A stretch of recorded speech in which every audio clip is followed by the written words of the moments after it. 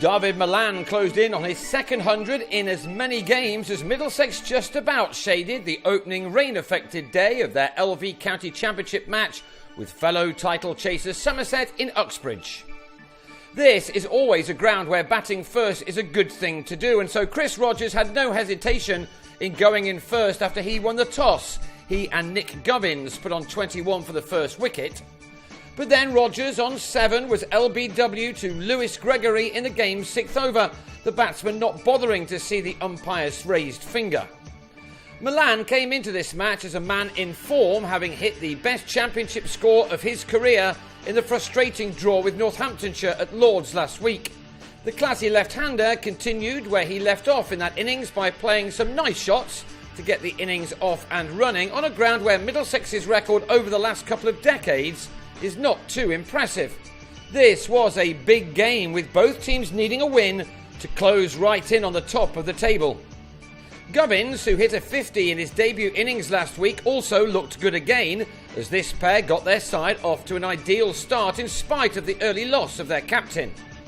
In his short time at the crease in his first-class career, observers will have noticed that Gubbins enjoys this pick-up shot. He picked this one up so well that it carried the distance. In such an important game, dropping catches would be very costly, and this was the first of 4 misses on this particular day. Gubbins with the life offered by Marcus Trescothick off Peter Trigo. These two brought up the 100 in the 32nd over, while in the next one, Gubbins completed his second 50 in 2 games with a 2 off a Gregory no ball. He'd needed 101 deliveries for this one, from which he'd struck 7 fours and 1 6. The 20-year-old has fitted into this lineup very comfortably, and with Sam Robson now with England, the youngster can expect a long run in the side. Milan soon followed to his half-century, one which had used up 92 balls, from which 9 fours have been struck. Milan is looking in very good touch at the moment and has obviously taken some confidence from scoring his first ton for nearly 2 years at the home of cricket last week. He was not done yet either. Gubbins was out for 59 after adding 109 runs for the second wicket with Milan, an outside edge off Alfonso Thomas being taken well behind the stumps by Alex Barrow, who was playing because Craig Kieswetter was at a family funeral. New man Owen Morgan was given a life before he'd scored off the usually terrific Thomas.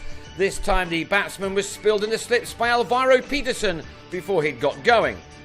Milan was then dropped on 55 off his own bowling by Trigo, the former goalkeeper tipping the ball around the post. He should have caught it really. Such mistakes were starting to cost Somerset. Milan in particular looked to make the most of such profligacy, while Morgan was a little less secure in spite of shots like this one.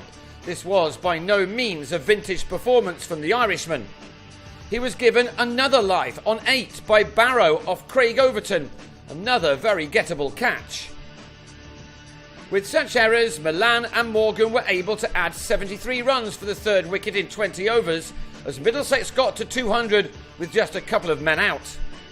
But after making just a dozen runs in 80 minutes at the crease, Morgan was finally held by Peterson at mid-off off a mistimed drive off Trigo. Trigo then struck again in his next over. Neil Dexter the man to go when he was hit on the pads right in front of his stumps after making just 4. Just a couple of minutes later, the rain began to fall, and that was that for the day. 34 overs sadly being lost. It could have been better for Somerset, but those 2 wickets have helped them reduce their hosts to 211 for 4, with Milan now needing just 10 more runs for another 100 on the second morning.